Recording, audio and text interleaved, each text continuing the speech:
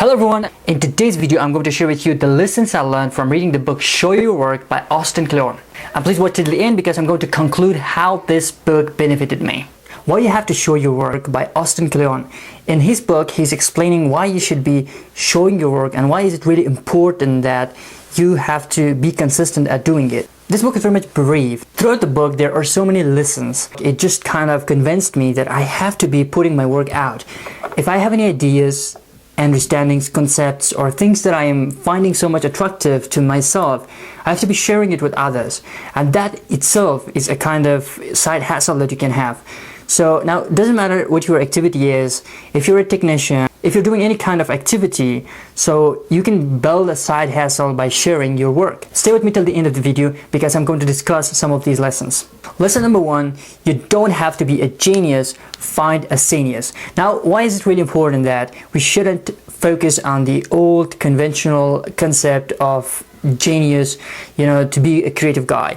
Now, there are so many misconceptions and myths when it comes to the genius, because there is this myth of lone genius, means that these geniuses, the greatest people who are producing the greatest, most creative work, they were isolated from the people, they were not available, they were, working in their laboratories, and they were not kind of connected to anyone. But that is a false idea, because when you look at people like Einstein, Edison, Picasso, all these great people who created, amazing things, they were kind of connected to their scene of people. Now, finding a genius is like you are getting connected to a scene of people who are bringing new ideas, with whom you are sharing your thoughts, and they are sharing back with you, and it provides the opportunity for you to steal ideas and let others to steal from you and kind of come up with the newest and the most interesting works and masterpieces that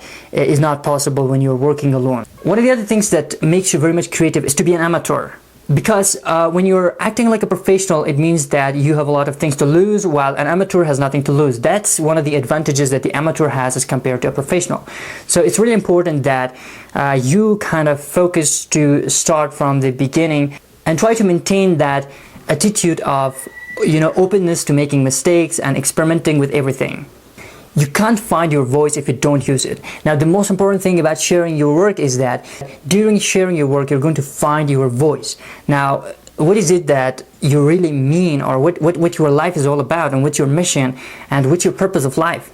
While sharing your work, you're going to discover it somehow here and there, because you're going to find patterns in it. There's a quote about finding your voice by Dan Harmon, who says, "Find your voice, shout it from the rooftops, and keep doing it until the people that are looking for you find you." The other thing that really is important is that you have to know that the time is limited. Now, you have to document whatever you do, because you don't get this opportunity another time. You won't have this opportunity that you have today. The time we have, we're not going to have it again. And once it's gone, it's not, repeatable. The idea of, considering your death as a deadline for everything you can do, for all the dreams that you can fulfill in your life. Remembering that I'll be dead soon is the most important tool I've ever encountered to help me make the big choices in life. Because almost everything, all external expectations, all pride, all fear of embarrassment or failure, these things just fall away in the face of death, leaving only what is truly important. Remembering that you are going to die is the best way I know to avoid the trap of thinking you have something to lose. You're already naked. Wow, this is how Steve Jobs explains this. You have to know that your time is limited, and you have to do your best and share your work and show your work, because if you lose this time, you're not going to have it again. Lesson number two is think process, not product. Now, when it comes to art, when it comes to any kind of work, the very important thing for you as the producer is your process. You are really interested about the process, and the users, customers, they're only interested in the outcome or the product. But this is not completely true, because people are really interested in what goes into producing that nice, amazing piece of jewelry, what goes into producing this video, or what goes into designing that beautiful map designed for a nice building. Now, people are really interested in the processes. So if you share with them the process of how it's being done, it's going to be very much interesting for them. So doing that will expose you to them and to make your work visible. Become a documentarian of what you do. So everything you do, you have to document it. As Brent Brown says, in order for connections to happen, we have to allow ourselves to be seen, really seen. Lesson number 3, share something small every day. Now, the idea of sharing every day is very much simple, but it's not easy. Put yourself and your work out there every day, and you'll start meeting some amazing people. Now, it's like this, to send out a daily dispatch. Now, what you do is that you are sending a tiny bit of your work every single day out there. And during the course of a month, it's going to be 30 days, means 30 different dispatches. And over the course of a year, it's going to be 365 different dispatches that when you put them together, they can even make a book. This is what Autin Kleon says in his book, that the book that he has put out together, it started as small tweets that he was putting out there every single day. So that's how every single thing is done. If you want to do something big, you have to start small and do tiny little works every day. Watch out, because that's not so easy. As Russell Brand says, one day at a time. It sounds so simple. It actually is simple, but it isn't easy. It requires incredible support and fastidious structuring. One of the important things about sharing something small every day is that you are focusing on the flow. And that flow that you're focusing on and you keep it flowing, it's going to turn into a stock. Now that stock will have its own patterns, trends and shapes that if you go back to this stock, you're going to find those patterns and identify them. Those patterns in this stock will hopefully help you to do some discoveries in your industry. The other important lesson in this book is that you have to learn how to tell good stories. Telling stories will increase the value of the commodities that you're selling. Telling stories will help you sell better. It will help you place yourself better and will help you to obtain opportunities that are not usually available for others. Learn to tell good stories, because telling stories is at the core of selling everything. When you can make a good story of yourself, your background, and the kind of work that you do, it's going to sell out the best way possible. And the work we're sharing is kind of telling a story about us. As Alison Bechdel says, whatever we say, we are always talking about ourselves. Now your work is your words, and they are going out there and talking about you, and it kind of shapes your picture in the mind of others. For telling good stories, it's important that you know a structure for your story. Every story has got a structure. At the beginning, you try to make the structure correct, and once the structure is fine, everything will fall into place. A story should be engaging, and it should be kind of a thing that is involving people emotionally. Now the question comes that how to make a story. Now it's a good question, and it's a science of its own. And there are so many help out there if you want to get it. For an example, I will quote the John Le Carre, who said, "The cat sat on a mat is not a story. The cat sat on the dog's mat is a story." So now you get the idea. It's about getting the emotions engaged and involved. Teach what you know. It means share your trade secrets. Now it's going to be like, okay, if I'm giving out my trade secrets or my business activity secrets, what the hell? Well, people are going to be out there to copy me. Now it's not that easy to be copied, because if a lot of skills, they require a lot of practice to be perfected. With everything we do nowadays, it's just the amount of immense practice that is required. It's not only the idea that this is how you do it and then it's over, someone else is taking control. Well, that's not how it happens. And the important thing is that if you don't give those secrets out today, someone else is going to do that. So take initiative and give the secrets out so that people really kind of get interested in what you do. As Annie Dillard says it, the impulse to keep to yourself what you have learned is not only shameful, it is destructive. Anything you do not give freely and abundantly becomes lost to you. You open your safe and find ashes. So that's why it's important that you give out your secrets so that you're going to learn more, because anything that we give out, we're going to receive more of it. Don't turn into a human spam. The idea behind this is that don't share too much. You have to know how much to share. There's a spectrum of the amount of things that you have to be sharing. As is shown there, a person who is under-sharing, he's a hoarder. The kind of person who keeps everything for himself, so that he's not willing to give it out because he thinks like if he gives it out, it's going to be lost for him.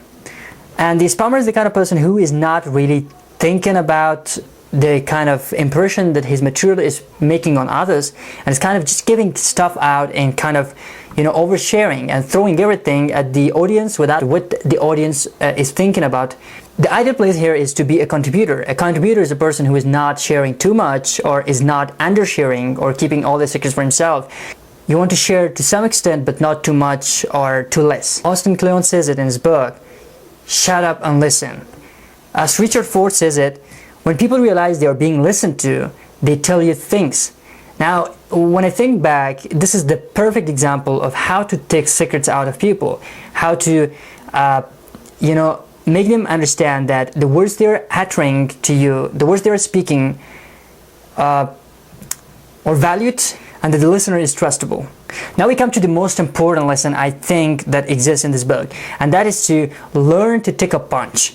Now, it's very much important because it's almost impossible to not to get criticizes, and the ones that are going to be so unkindly and so unjustly thrown at you. So it's very important that you be prepared for it, and when it comes out, you're there and you're like, okay, I just expected it, because this is what happens in the internet era. There are so many different people. They're thinking, you know, a lot of people, they just want to, you know, throw those pains that they've got out, and if they find someone who has got some unfair advantage over them, they're not okay with it. As Cyndi Lauper says it, "I ain't going to give up. Every time you think I'm one place, I'm going to show up someplace else. I come preheated. Take your best shot." So now let people to take their best shots at you, and you work more and do more of that kind of stuff that really made them to kind of take that shot on you.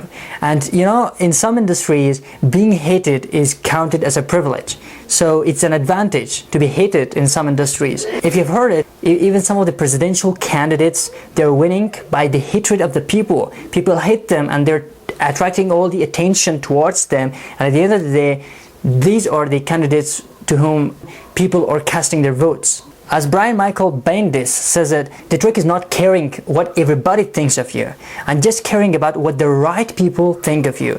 You have to find out who are the right people, who are the people who you respect their words, their attention, their thoughts, and it's because of the authority they have, and not because they're just someone in there. They're the people who know you, who care about your growth, and who value your work, and who is willing you to improve and advance your work. Sell out, which means monetize your work, but you have to know when to do that. It's because any kind of activity needs to be funded. There's a right time to monetize your work or your channel or the kind of activity that you're having. It depends to the amount of audience that you're having and their willingness to support the kind of work that you do. And the last lesson that I'm going to share is stick around. As Autin Kleon says it, don't quit your show. Now, it means that keep going and continue work and never quit it. But that's not all to it. In times you have to go away to come back stronger. The idea of going away is to take a break for a while and reflect on everything you did and the kind of things that you want to do in the future. Because being in the treadmill for a long period of time without really thinking about where you're headed and the direction that you are kind of have set for yourself, maybe unknowingly, maybe it's not the place where you want to end up. So that's why you want to step back for a while to find out where you're headed towards and whether it's a worthy place to be. Well, the biggest takeaway that I have taken from reading this book is that you have to share your work, and you shouldn't wait until you have the perfect tools, the perfect resources, and the perfect devices, because it's not going to happen. Well, it does happen, but with the passage of time. So you are going to utilize the things that you have. That idea of perfection is something that has stopped a lot of people. Well, that doesn't happen, and there is a lot of things to be improved all the time. And most importantly than anything else is that you're going to value your time. Now, the time you have right now, you know, you're not going to have it again. And if you ask the biggest regret of all these, you know, famous YouTubers, they're going to tell you, why didn't I share, you know, all those books that I read? Why didn't I really put out all the work that I had done back then? So it's really important that you share your work, because if you don't do it, you will regret it in a time in the future. So don't wait, you know, just go out there and share your work and put out your work. Thank you for watching the video, and please don't forget to hit that like button and subscribe to my channel for more videos like this. And until my next video, have a good time.